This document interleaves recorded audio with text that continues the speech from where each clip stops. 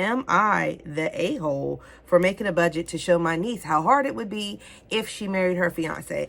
My niece is engaged to her new boyfriend. They have been dating for 4 months and she is just 19. My brother told her that he will stop funding her life if she marries him. My niece is pretty spoiled. She visited me last week. I think she thought I would be supportive because I was also cut off because I refused to divorce my wife. She was telling me she knew it would be difficult, but she could manage because she loved him. I asked her if she had a budget and she said she didn't. I offered to help her with one and she was enthusiastic. She didn't know how much he made, and when she texted him about it, he was being shady and not responding. So I assumed that he would make $16 per hour and work 12 hours per day for 6 weeks and $10,000 in tips per year. And I assumed that she would work the same hours and make the same amount. I then showed her how things will actually cost and budgeted them figures in. I also emphasized that these were very generous assumptions on my part and it was a rosier picture than reality.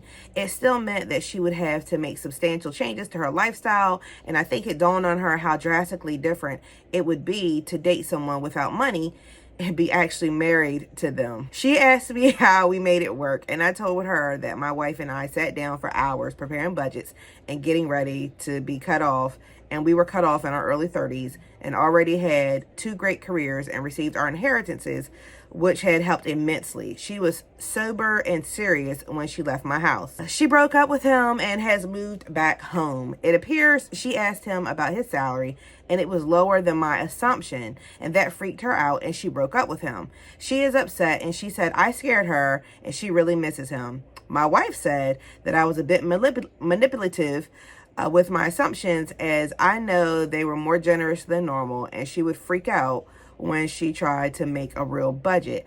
I did know that, and it does make me feel a bit bad.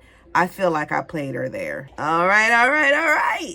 So, synopsis. Sounds like Niecy Poo is spoiled like Unc says. They have money.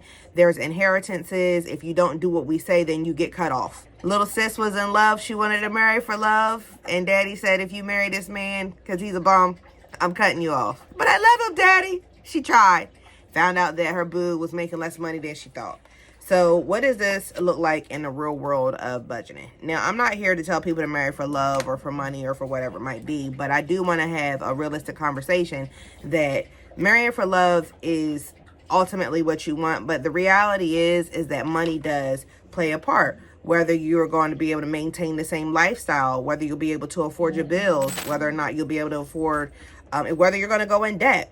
So Unc assumed, and just I calculated the numbers, at $16 per hour at 12 hours per day for 6 days. I calculated in a 2-week pay period, and we're looking at about $1,500 per pay period after taxes. So Unc assumed that the niece and the fiance would make about $3,000 every 2 weeks.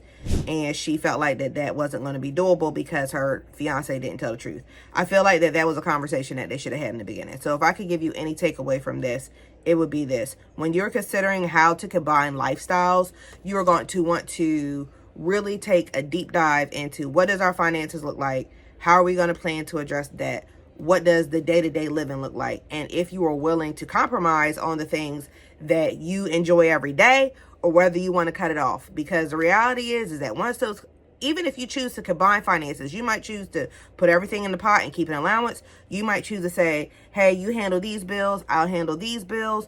It could look several different ways for different people, but those are conversations that have to be had, because what you don't want to happen is something negative happens and you're going off the assumption that the other person took care of it or that it would be handled one way and it wasn't. Okay, so the thing is, if you can't discuss money in a relationship without incident, then that's a big red flag. Like, where's the red flag guy? Okay, you want to be able to discuss that.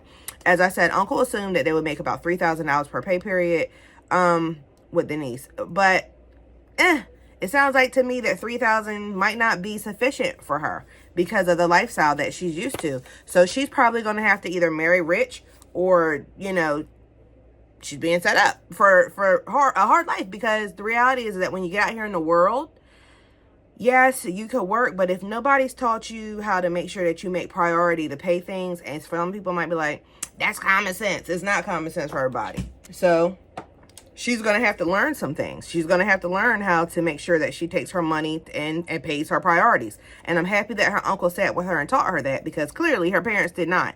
And that takes me to my next point. Parents, it's unfair to punish your children or anybody. It's not even just a parental thing. It's unfair to hold somebody to a standard that you didn't teach.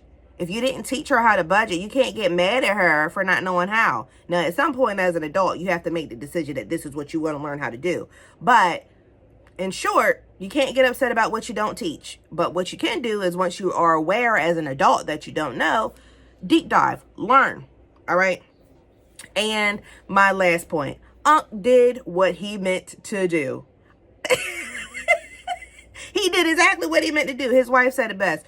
You kind of manipulated her there, and you made this sound like the worst case scenario. But the reality is, again, when you are in a marriage and then you have these bills that are coming, if you have a car payment that you can't make, they can repossess your car. That's not manipulative when that happens. That's a real life thing. If you don't pay your rent, you're getting evicted and your stuff is out on the street. That's a real life thing.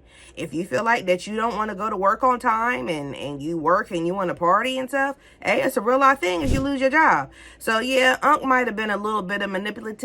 However, he was being very realistic to his niece, and I give him a kudos. He is not the a-hole. I would be equally as honest with my nieces and nephew as well.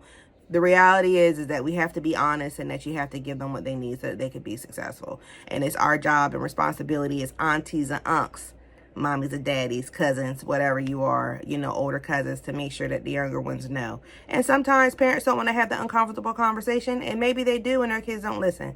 So my thing is you give it to them how they can receive it, and you hope for the best. So I hope you guys enjoyed this. I know this is a little different from what we normally do, but what are your thoughts? Like, would you have told your niece or nephew the same thing? Do you feel like that he was the a-hole or not? Let me know in the comments below, and thank you. Make sure you comment, like, and subscribe. Have a good one.